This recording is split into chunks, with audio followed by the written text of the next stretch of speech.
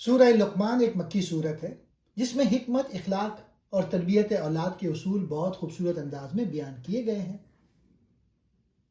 محمد اسد کے مطابق اس صورت کا مرکزی پیغام یہ ہے کہ انسان اللہ کی پہچان، شکر گزاری اور اچھے اخلاق کے ذریعے کامیابی حاصل کرے۔ پہلا پوائنٹ، حکمت کی تعریف۔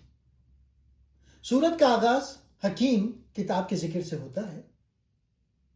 محمد اسد بتاتے ہیں کہ یہاں حکمت سے مراد وہ حتمی سچائی ہے جو انسان کو صحیح اور غلط میں تمیز سکھاتی ہے۔ حضرت لقمان کو اللہ نے یہی حکمت عطا کی تھی جس کا پہلا تقاضا اللہ کا شکر ہے۔ دوسرا نقطہ، حضرت لقمان کی وصیتیں، اخلاقی ڈھانچہ۔ محمد اسد ان وصیتوں کو ایک مثالی انسانی کردار کا خلاصہ قرار دیتے ہیں۔ سب سے بڑا ظلم، شرک کو ظلم عظیم کہا گیا کیونکہ یہ حقیقت کے خلاف بغاوت ہے۔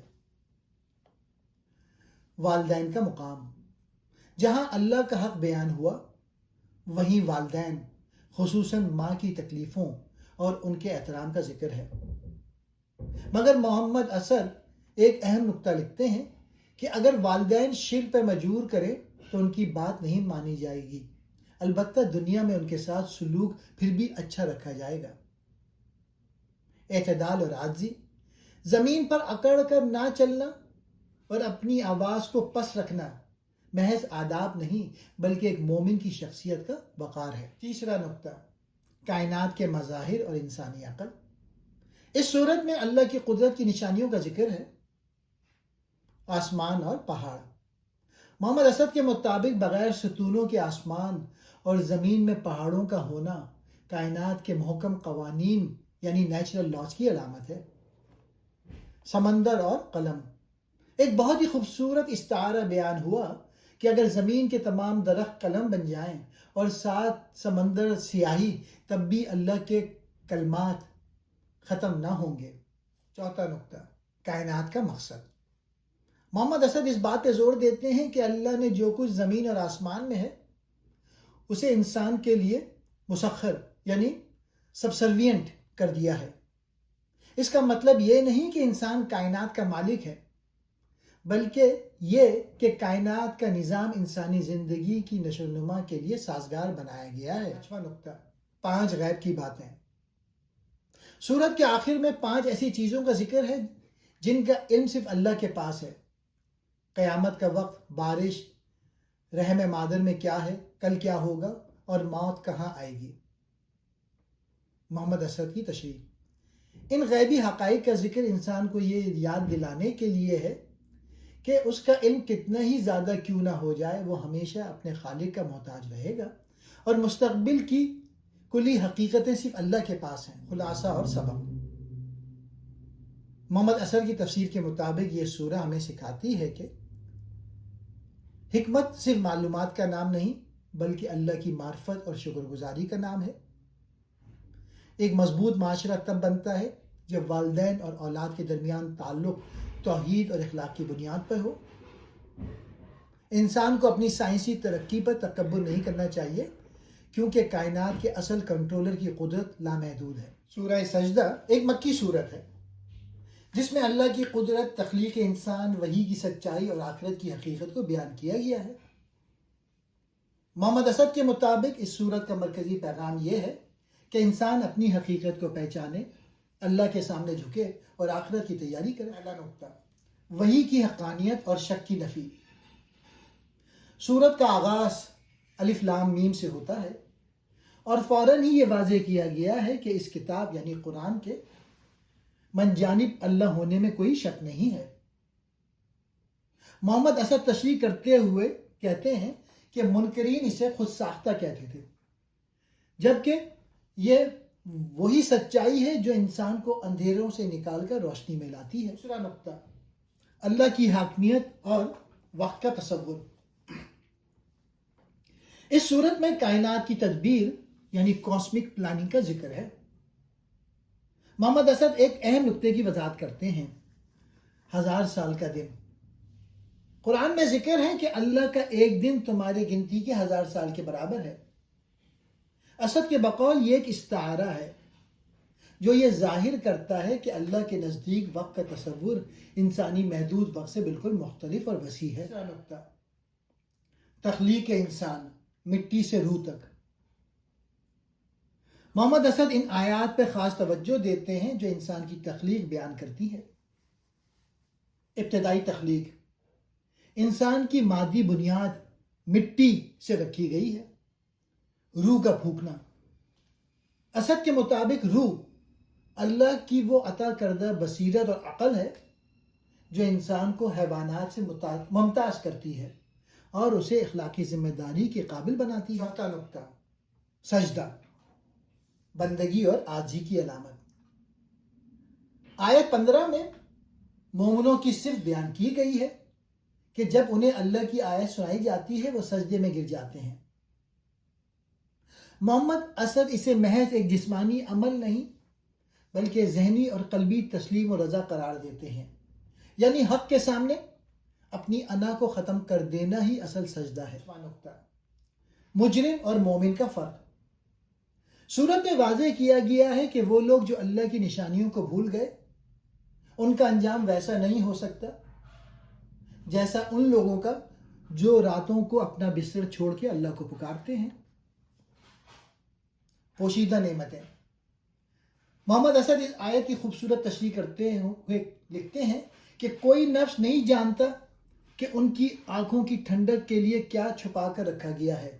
یہ اس بات کی طرف اشارہ ہے کہ جنت کی نعمتیں انسانی تصور سے بالاتر ہیں۔ چھٹا نقطہ بنی اسرائیل اور امام کا منصب۔ سورت کے آخر میں حضرت موسیٰ علیہ السلام اور بنی اسرائیل کا ذکر ہے کہ جب انہوں نے صبر کیا تو اللہ نے انہیں امام یعنی رہنما بنا دیا۔ محمد اسد یہاں یہ سبق نکالتے ہیں کہ قیادت اور کامیابی کا دار و مدار صرف صبر اور یقین پر ہے۔ خلاصہ اور اہم نکتہ، محمد اسد کی نظر میں یہ سورہ ہمیں پیغام دیتی ہے کہ انسان محض ایک مادی وجود نہیں بلکہ ایک روحانی ہستی ہے جسے ایک مقصد کے لیے پیدا کیا گیا ہے۔ موت فنا نہیں بلکہ ایک نئی زندگی کا آغاز ہے جہاں انسان کو اپنے اعمال کا سامنا کرنا ہوگا۔ سورۃ الاحزاب ایک مدنی سورت ہے جس میں مسلمانوں کی اجتماعی زندگی، اخلاقی اصول اور مشکل حالات میں ثابت قدمی کی تعلیم دی گئی ہے۔ محمد اسد کے مطابق اس سورت کا مرکزی پیغام یہ ہے کہ ایمان صرف عقیدہ نہیں بلکہ عمل، کردار اور نظم و ضبط کا نام ہے۔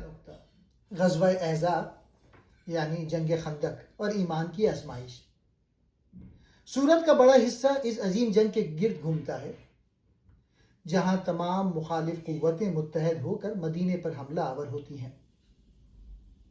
محمد اسد اس بات پہ زور دیتے ہیں کہ منافقین کا کردار، جب حالات مشکل ہوئے تو منافقین کے دل ڈگمگا گئے اور انہوں نے بہانے بنانا شروع کر دیے۔ اہل ایمان کا ثبات، سچے مومنوں نے اس آزمائش کو اللہ کے وعدوں کی سچائی سمجھا اور ان کے ایمان میں اضافہ ہوا۔ دوسرا نقطہ معاشرتی اور خاندانی اصلاحات، محمد اسد ان آیات کی تشریح کرتے ہوئے بتاتے ہیں کہ اسلام نے جاہلیت کی غیر منطقی رسموں کو ختم کیا۔ منہ بولے بیٹے، قرآن نے واضح کیا کہ منہ بولے بیٹے حقیقی بیٹوں کی طرح نہیں ہوتے، یہ صرف زبان کی باتیں ہیں، خون کے رشتے نہیں۔ زہار کی ممانعت، بیوی کو ماں کہہ دینے سے وہ ماں نہیں بن جاتی۔ اسلام نے خاندانی رشتوں میں وضاحت اور سچائی پیدا کی۔ تیسرا نقطہ مقام رسالت اور ازواج مطہرات، سورت میں نبی کریم کی نجی زندگی اور ان کے بلند مقام کو واضح کیا گیا ہے۔ امہات المومنین، نبی صلی اللہ علیہ وآلہ وسلم کی بیویاں عام عورتوں کی طرح نہیں ہیں، ان کی ذمہ داری اور مقام دونوں بڑے ہیں، انہیں سادگی اور وقار کا حکم دیا گیا۔ خاتم النبیین، محمد اسد اس طرح کی تشریح کرتے ہوئے بتاتے ہیں کہ آپ صلی اللہ علیہ وآلہ وسلم اللہ کے آخری نبی ہیں اور آپ کے بعد وحی کا سلسلہ مکمل ہو چکا ہے۔ چوتھا نقطہ معاشرتی آداب اور پردہ، محمد اسد کے مطابق اس صورت میں دیے گئے احکامات جیسے حجاب یا چادر اوڑھنا ان کا مقصد خواتین کی حفاظت اور پہچان تھا۔ یہ احکامات اس وقت کے مدنی معاشرے میں خواتین کو ہراساں کیے جانے سے بچانے اور انہیں باعزت مقام دینے کے لیے نازل ہوئے۔ پانچواں نقطہ، امانت کا تصور۔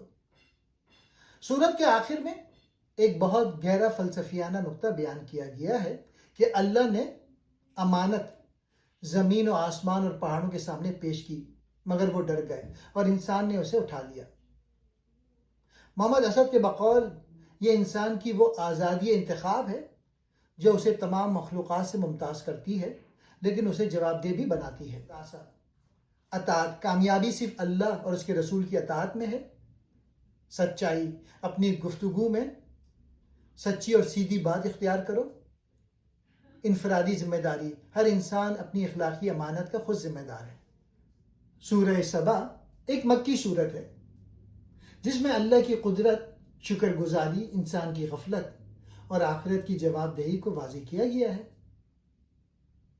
محمد اسد کے مطابق اس سورت کا بنیادی پیغام یہ ہے کہ انسان اللہ کی نعمتوں کو پہچانے، غرور نہ کرے اور اپنی آخرت کی فکر کرے۔ نقطہ، اللہ کا علم اور غیب کی حقیقت۔ سورت کا آغاز اللہ کی حمد سے ہوتا ہے جس کے قبضے میں زمین و آسمان کی ہر چیز ہے۔ محمد اسد یہاں غیب کے تصور پر زور دیتے ہیں۔ ان کے مطابق انسان جتنا بھی علم حاصل کر لے وہ اللہ کے محیط علم کا مقابلہ نہیں کر سکتا۔ قیامت کا آنا ایک اٹل حقیقت ہے تاکہ عدل قائم ہو سکے۔ دوسرا نقطہ، حضرت داؤد اور سلیمان کا تذکرہ، طاقت کا صحیح استعمال۔ محمد اسد ان انبیاء کے قصوں کو محض معجزات کے طور پہ نہیں بلکہ مثالی حکمرانی کے طور پہ پیش کرتے ہیں۔ حضرت داؤد لوہے کو نرم کرنا اور ذرہ سازی دراصل اس صنعتی ترقی کی علامت ہے جو دفاع اور امن کے لیے استعمال ہو۔ حضرت سلیمان ہواؤں پہ دسترس اور جنات سے کام لینا ایک ایسی عظیم سلطنت کی عکاسی ہے جو اللہ کے شکر اور بندگی پر قائم تھی۔ نقطہ، قوم سبا کا زوال، ناشکری کا انجام۔ حضرت سلیمان کے برعکس قوم سبا کی مثال دی گئی۔ خوشحالی اور تمدن۔ یہ قوم اپنے باغات اور ڈیم کی وجہ سے بہت خوشحال تھی۔ ناشکری، جب انہوں نے اللہ کی نعمتوں کو اپنی ذاتی مہارت سمجھا اور اخلاقی پستی کا شکار ہوئے تو بند کا ٹوٹنے نے ان کے تمدن کو تباہ کر دیا۔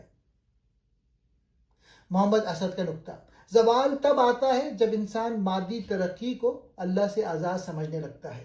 چوتھا نقطہ، مشرکانہ وہم اور شفاعت کی حقیقت۔ سورت میں ان لوگوں کی تردید کی گئی ہے جو اللہ کے سوا دوسروں کو مددگار سمجھتے ہیں۔ محمد اسد شفاعت یا سفارش کے تصور کو واضح کرتے ہوئے لکھتے ہیں کہ یہ صرف اللہ کے حکم اور اس کی رضا سے ممکن ہے، کوئی بھی اللہ کے فیصلے پر اثر انداز نہیں ہو سکتا۔ نقطہ، دعوت حق اور انسانی رد عمل۔ مکہ کے سرداروں کی مثال دے کر بتایا گیا ہے کہ دولت اور اولاد کا گھمنڈ انسان کو حق قبول کرنے سے روک دیتا ہے۔ وہ سمجھتے تھے کہ ان کی مادی کامیابی اللہ کی خوشنودی کی علامت ہے، جبکہ محمد اسد کہتے ہیں کہ اصل معیار ایمان اور عمل صالح ہے۔ اور سبق، محمد اسد کی تفسیر کے مطابق یہ سورہ ہمیں بتاتی ہے کہ مادی ترقی یعنی ٹیکنالوجی اور سلطنت بذات خود بری نہیں، بشرط یہ کہ وہ اللہ کی بندگی کے تابع ہو۔ تاریخ کا قانون یہ ہے کہ جو قومیں ناشکری اور تکبر کرتی ہیں وہ اپنے ہی بنائے ہوئے نظام کے ہاتھوں تباہ ہو جاتی ہیں۔ اصل طاقت صرف اللہ کی ہے اور انسان کا علم اس کے سامنے نہایت محدود ہے۔ سورہ فاطر قرآن مجید کی ایک مکی سورت ہے جس میں اللہ تعالیٰ کی قدرت، تخلیق کائنات، انسان کی ذمہ داری اور آخرت کی حقیقت کو بہت خوبصورت انداز میں بیان کیا گیا ہے۔ محمد اسد کے مطابق اس سورت کا مرکزی پیغام یہ ہے کہ انسان اللہ کی نعمتوں کو پہچانے، غرور سے بچے اور اپنی زندگی کو حق کے مطابق گزارے۔ پہلا پوائنٹ، اللہ کی صفت تخلیق۔ سورت کا آغاز اللہ کی حمد سے ہوتا ہے جو آسمانوں اور زمین کا فاطر یعنی عدم سے وجود میں لانے والا ہے۔ محمد اسد بتاتے ہیں کہ اللہ کی تخلیقی صلاحیتیں محدود نہیں ہیں، وہ اپنی مخلوق میں جس طرح چاہتا ہے اضافہ کرتا ہے۔ فرشتوں کے پروں کا ذکر دراصل ان کی روحانی قوتوں اور مختلف فرائض کی علامت ہے۔ دوسرا نقطہ، انسانی غرور اور حقیقت دنیا۔ محمد اسد اس بات پر زور دیتے ہیں کہ انسان اکثر دنیاوی زندگی کی چمک دمک سے دھوکہ کھا جاتا ہے۔ شیطان کا دھوکہ، وہ خبردار کرتے ہیں کہ شیطان انسان کو اللہ کی رحمی کا واسطہ دے کر گناہ پر اکساتا ہے۔ رزق اور رحمت، اگر اللہ اپنی رحمت کا دروازہ کھول دے تو کوئی اسے بند نہیں کر سکتا، اور اگر وہ بند کر دے تو کوئی اسے کھول نہیں سکتا۔ نقطہ، فطرت کے مشاہدے سے معرفت۔ اس صورت میں کائنات کی نشانیوں کا ذکر ہے۔ بارش اور زندگی، جس طرح مردہ زمین بارش سے جی اٹھتی ہے، اسی طرح انسان کو دوبارہ زندہ کیا جائے گا۔ سمندروں کا فرق، میٹھا اور نمکین پانی ساتھ ساتھ چلتے ہیں جو اللہ کی حکمت کی نشانی ہے۔ تضادات کا فلسفہ، اندھا اور دیکھنے والا، اندھیرا اور روشنی، زندہ اور مردہ برابر نہیں ہو سکتے۔ محمد اسد کے مطابق یہ استعارے ہیں حق اور باطل کے درمیان فرق کو سمجھنے کے لیے۔ چوتھا نقطہ، علم اور خشیت الہی۔ ایک اہم نقطہ جو محمد اسد نمایاں کرتے ہیں وہ آیت 28 ہے۔ اللہ کے بندوں میں سے صرف وہی اس سے ڈرتے ہیں جو علم رکھنے والے ہیں۔ یہاں علم سے مراد صرف کتابی علم نہیں، بلکہ کائنات کے نظام کو دیکھ کر اللہ کی عظمت کو پہچاننا ہے۔ پانچواں نقطہ، انسانی ذمہ داری اور انجام۔ بوجھ کا اٹھانا، کوئی شخص کسی دوسرے کا گناہ یا بوجھ نہیں اٹھائے گا، ہر انسان اپنے عمل کا خود ذمہ دار ہے۔ 3 گروہ، قرآن کے وارثین میں 3 طرح کے لوگ ہیں: وہ جو اپنے نفس پر ظلم کرتے ہیں، وہ جو درمیانی راہ پر ہیں، اور وہ جو نیکیوں میں سبقت لے جاتے ہیں۔ خلاصہ، محمد اسد کے مطابق یہ سورہ ہمیں یاد دلاتی ہے کہ کائنات کا ذرہ ذرہ اللہ کا محتاج، جبکہ اللہ بے نیاز ہے۔ انسانی نجات کا راستہ صرف اللہ کی دی ہوئی ہدایت اور حق کے سامنے سر جھکانے میں ہے۔